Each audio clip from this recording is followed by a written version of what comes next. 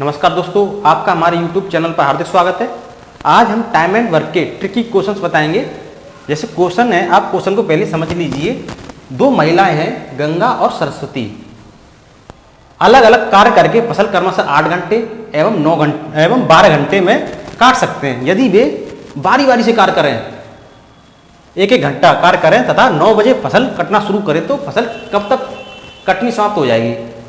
गंगा कर रही है 8 घंटे में, सरस्वती कर रही है 12 घंटे में।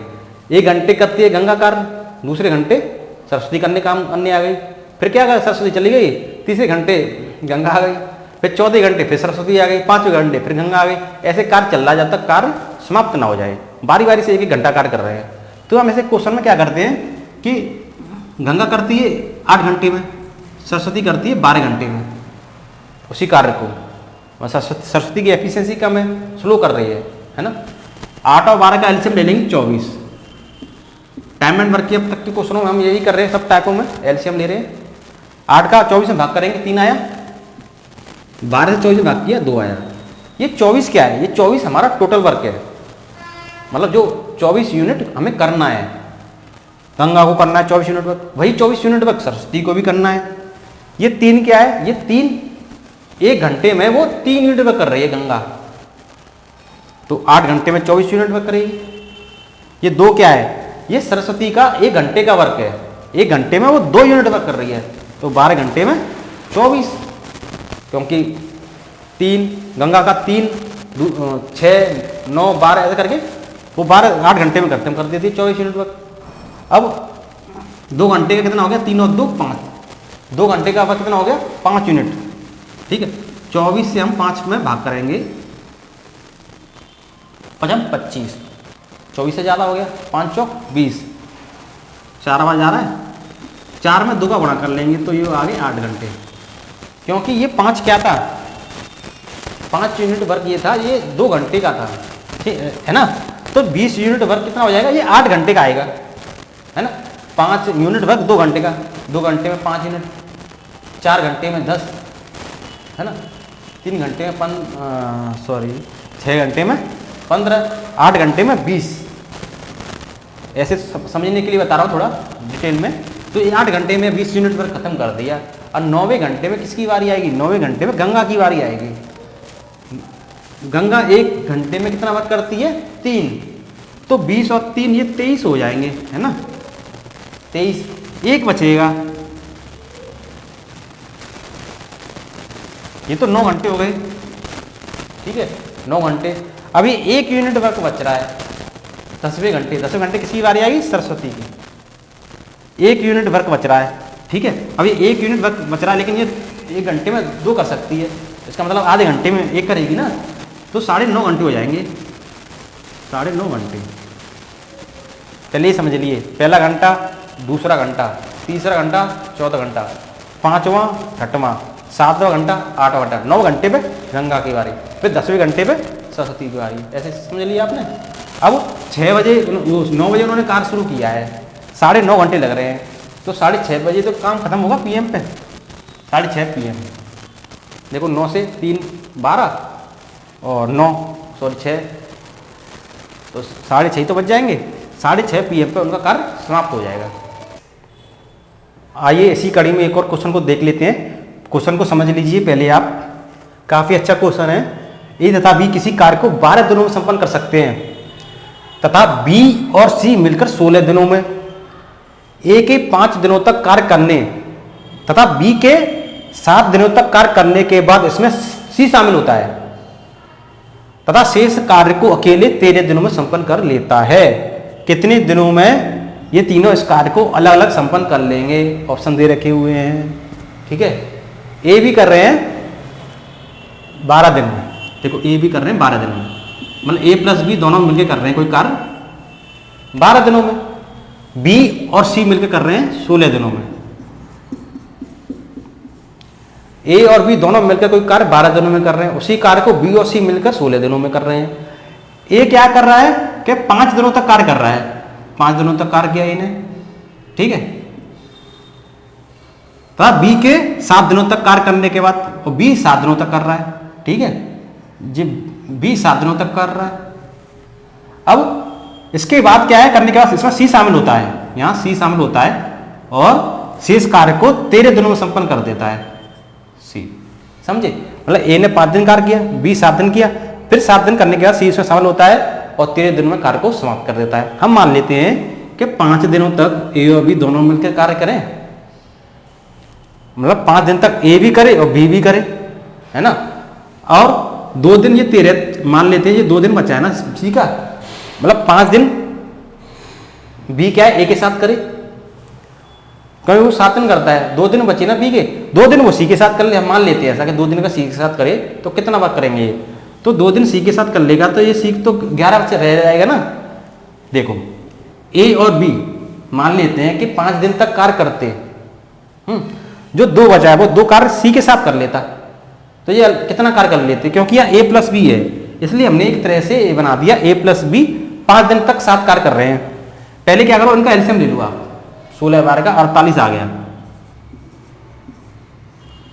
12 से 48 में भाग किया यह है 4, 16 से 48 भाग किया यह है 3, ये 48 हमारा टोटल वर्क है जो हमें करना है। ये 4 क्या है, ये ए और बी दोनों का 1 दिन का वर्क है, 4 यूनिट वर्क कर रहे हैं और 48 यूनिट उनको वर्क करना है। ये 3 क्या है, ये बी और सी का 1 दिन का वर्क है, 3 यूनिट और 48 यूनिट उनको वर्क करना है। अब ए और बी 5 दिन तक कार्य करते हैं एक साथ, 1 दिन में कर रहे हैं वो 4 यूनिट, तो 5 दिन में कितना करेंगे 20। बी और सी 1 दिन में कर रहे हैं 3, तो 2 दिन में कितना करेंगे 6, 20 और 6 26, इसी इसमें से घटा देंगे, ये आया 22। और ये 11 दिन में करता है, 11 का भाग कर देंगे तो 2 यूनिट वर्क आ गया सी का। देखो द्वारा मैं समझाता हूं आपको क्लियरली, आपको समझ में आ जाएगा। ए 5 दिन कर रहा है, बी 7 दिन कर रहा है, तो उसके बाद क्या सी शामिल होता है और 13 दिन तो वो 13 दिनों में वो कार्य समाप्त कर देता है अकेला।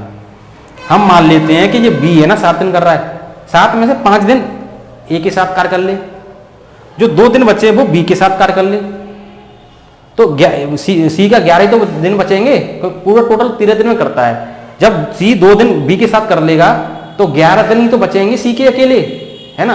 तो हमने क्या किया, ए और बी का 5 दिन का वर्क निकाल लिया 20, ऐसे बी और सी का 2 दिन का वर्क निकाल लिया 6। अब सी अकेला 11, जो 20 और 6 26 हमने 48 में घटा दिए, 22 बचे वर्क, जो 22 वर्क जो बचा है वो सी अकेला ही तो करेगा। अब सी क्या 11 दिन में करेगा उस वर्क को, 22 वर्क को 11 दिन में करेगा, इसका मतलब क्या है कि वो 1 दिन में 2 यूनिट वर्क कर रहा है सी।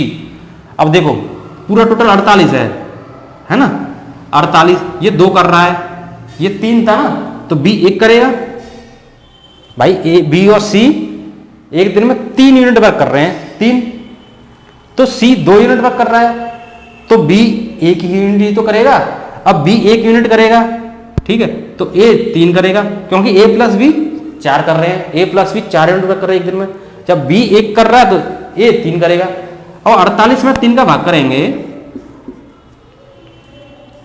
क्योंकि टोटल वर्क में 1 दिन के वर्क से भाग कर दें तो दिन आ जाते हैं, तो ये आगे 16, मतलब ए करेगा 16 दिन में, 48 में 1 का भाग करेंगे 48, क्योंकि बी 1 दिन में 1 वर्क कर रहा है, 48 दिन बी के आ गए, 48 में 2 का भाग करेंगे 24, ये सी के आगे, क्योंकि सी 1 दिन में 2 यूनिट वर्क कर रहा है, 48 में 2 का भाग किया तो ये आगे 24, मतलब सी करेगा 24 दिन में, मतलब 16 48 24, ये हमारा आंसर है।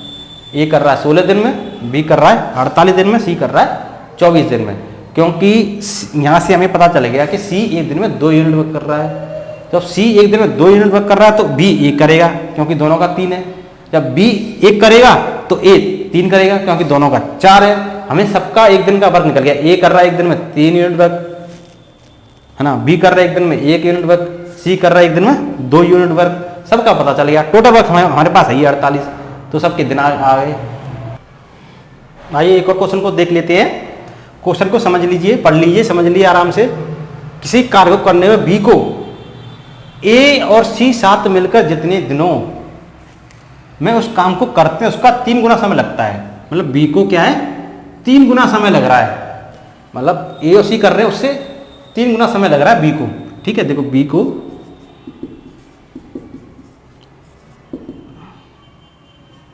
इससे 3 गुना समय लग रहा है बी को।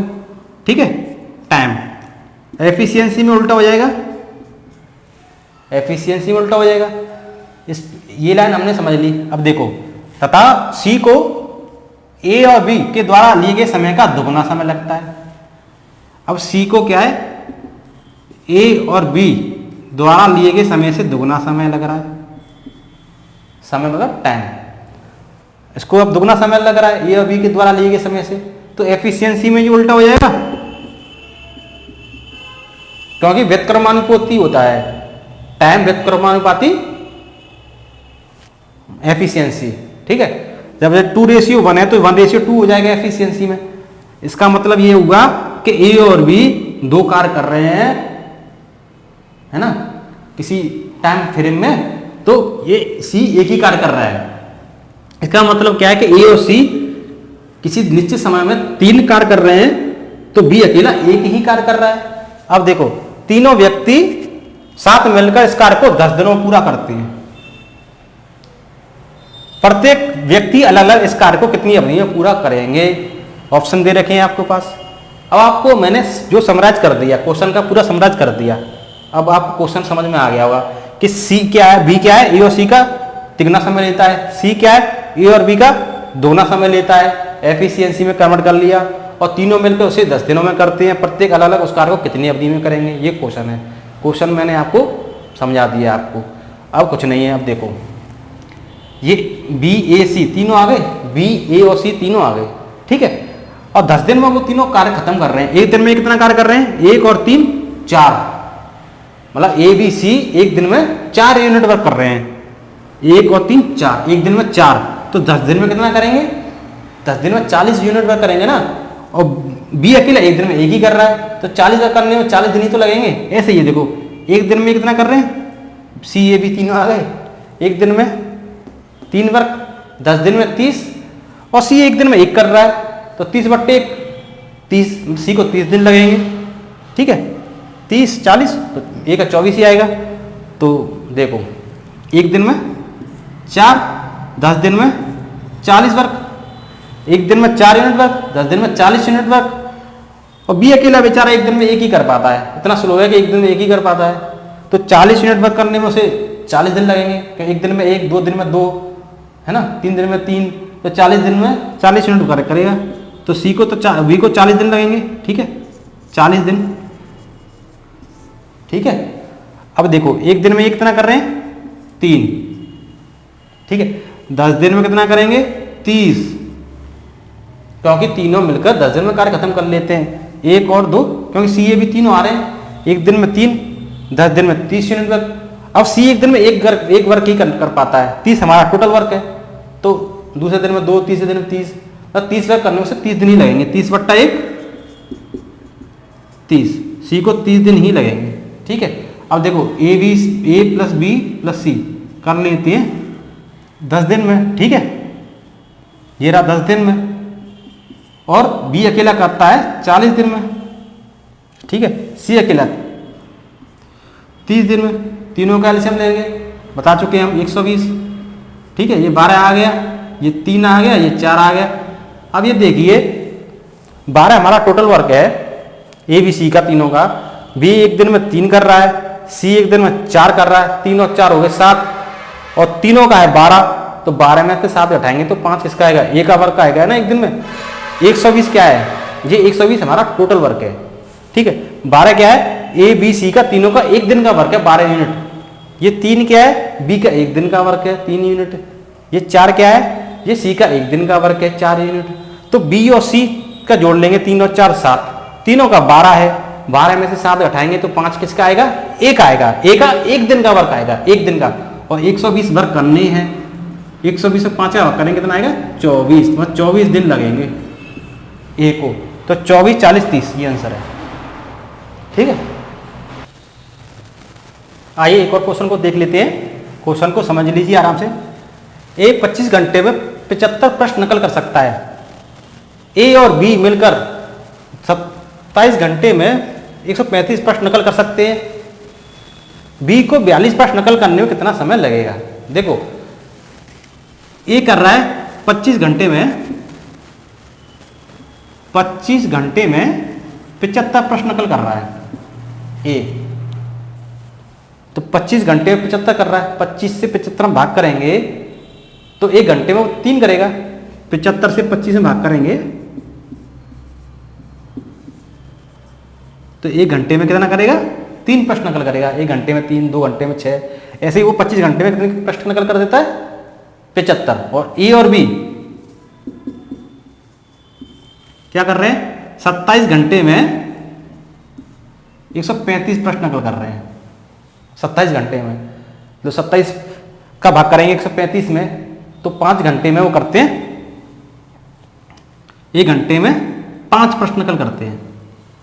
ठीक है, 27 से 135 भाग करेंगे तो 5 प्रश्न आ जाएगा। 1 घंटे में 5 प्रश्न। ए और बी, ए कर रहा है 3 प्रश्न नकल, ए और बी 5 कर रहे हैं, तो इसका मतलब क्या? बी 2 प्रश्न नकल कर रहा है ना, 1 घंटे में 2 कर रहा है, तो 42 प्रश्न नकल करने में कितना घंटा लगेगा? 42 में 2 का भाग कर देंगे तो 21 घंटे लगेंगे। ठीक है, ए 3 प्रश्न नकल कर रहा है, ए और बी 5 कर रहे हैं, तो बी 2 प्रश्न ही नकली तो कर रहा है 1 घंटे में, तो 42 प्रश्न नकल करने में 21 घंटे तो लगेंगे।